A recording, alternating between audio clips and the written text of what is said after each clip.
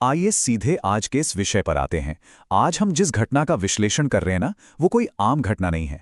मध्य प्रदेश के जबलपुर में बरगी डैम में जो क्रूज हादसा हुआ, उसने हम सबको अंदर तक झकझोर कर रख दिया है।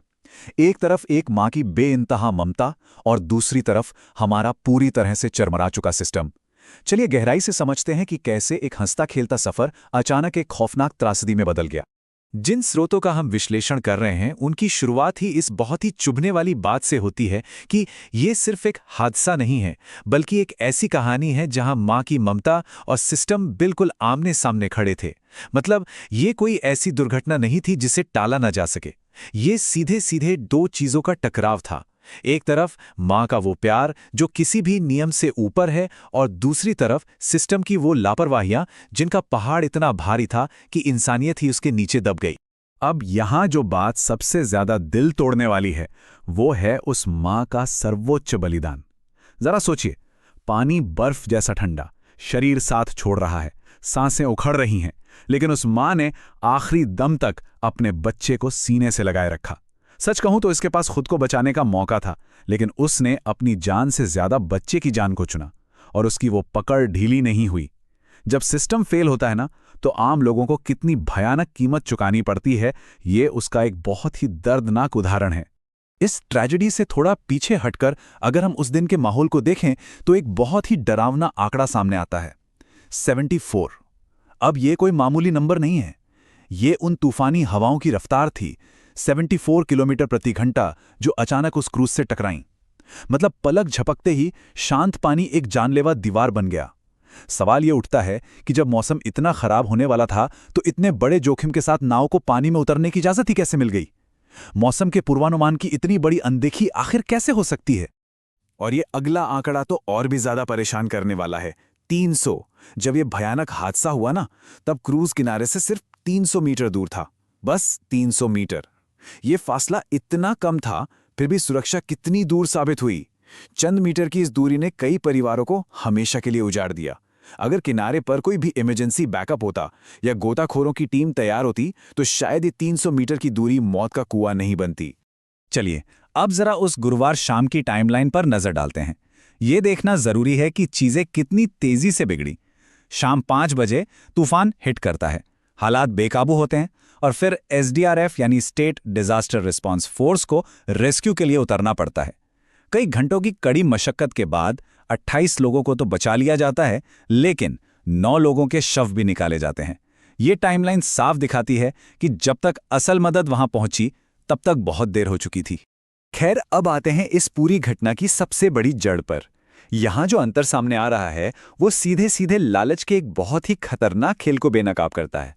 कागजों पर यानी ऑफिशियल रिकॉर्ड में सिर्फ 29 टिकटें बेची गई थीं, लेकिन असलियत में उस नाव पर करीब 43 से 47 लोग सवार थे। ये कोई छोटी मोटी गिनती की गलती नहीं थी, ये तो प्रशासन की नाक के नीचे जानबूझकर खेला जा रहा एक खेल था। कुछ एक्स्ट्रा टिकटों के लालच ने सुरक्षा को पूरी तरह शून्य कर दिया।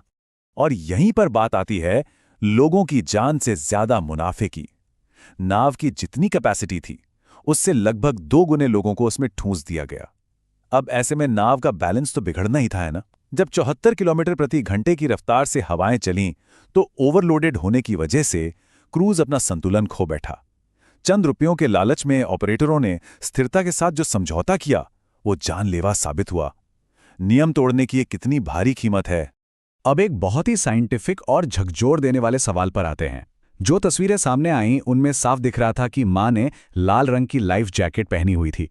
तो फिर ऐसा क्या हुआ कि वो लाइफ जैकेट, जिसका काम ही इंसान को डूबने से बचाना है, वो उस मां को नहीं बचा पाई? एक सुरक्षा उपकरण जिसे लाइफ सेवर होना चाहिए, वो इस तरह से फेल कैसे हो गया? हमारे स्रोत इस पूरी घटना के पीछे की जो फिजिक्स समझाते हैं, वो बेहद दर्दनाक है। दरअसल क्रूज पर छोटे बच्चों के लिए अलग से कोई लाइफ जैकेट थी ही नहीं, तो मजबूरी में मां और बच्चे को एक ही जैकेट शेयर करनी पड़ी। अब देखिए, लाइफ जैकेट पानी पर एक हवा भरे गुब्बारे की तरह काम करती है, लेकिन जब उस पर 2 लोगों का वजन पड़ता है और साथ में डूबते हुए इंसान की घबराहट और छटपटाहट जुड़ जाती है, तो वही गुब्बारा एक भारी पत्थर बन जाता है। इस जानलेवा कॉम्बिनेशन ने जैकेट की तैरने की क्षमता को बिल्कुल खत्म कर दिया। तो इन सब बातों से एक बात बिल्कुल शीशे की तरह साफ हो जाती है, ये कोई मशीनी या टेक्निकल फॉल्ट नहीं था, ये पूरी तरह से ऑपरेटरों की एक जानलेवा इंसानी गलती थी। जरा सोचिए, अगर हर एक पैसेंजर को, खासकर बच्चों को, उनकी अपनी अलग लाइफ जैकेट मिली होती तो शायद आज कहानी कुछ और होती। एक छोटे बच्चे को बिना सेफ्टी गियर के नाव पर बैठाना, ये इंसानी लापरवाही और विज्ञान के नियमों का एक ऐसा टकराव था जिसका अंजाम सिर्फ और सिर्फ मौत ही हो सकता था। अब अगर हम इस घटना को थोड़ा बड़े नजरिए से यानी सिस्टम के लेवल पर देखें तो विफलताओं की एक पूरी लिस्ट सामने आ जाती है। पुराने हो चुके सुरक्षा सर्टिफिकेट पर नाव चलाना, मौसम की साफ चेतावनियों को पूरी तरह इग्नोर करना, और सबसे ज्यादा चौंकाने वाली बात, प्रोफेशनल इमरजेंसी स्टाफ की जगह दिहाड़ी मजदूरों से काम चलाना। उन बेचारों को पता ही नहीं था कि इमरजेंसी में करना क्या है। इसके ऊपर से बैकअप नाव की कमी और करप्शन के जरिए मिले क्लियरेंस, इन सब ने मिलकर इस डैम को एक कब्रिस्तान में बदल दिया। इस पूरे विश्लेषण का जो सबसे कड़वा सच है वो इस एक लाइन में छिपा है। इस घटना ने दिखा दिया है कि कागजों पर चलने वाली सुरक्षा असल जिंदगी में कितनी खोखली साबित होती है। मतलब नियम तो हैं, लेकिन सिर्फ सरकारी फाइलों के अंदर दबे हुए।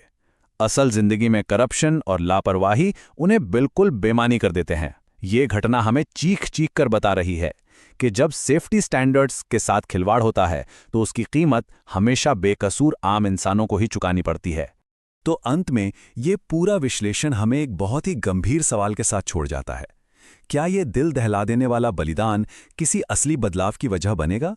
क्या आगे चलकर टूरिज्म में कोई ठोस जवाबदेही तय होगी, या फिर इसे भी बस एक और हादसा मानकर तब तक के लिए भुला दिया जाएगा जब तक कि कोई नई त्रासदी हमारा दरवाज़ा नहीं खटखटाती? सोचने वाली बात है। आज के इस विश्लेषण में बस इतना ही।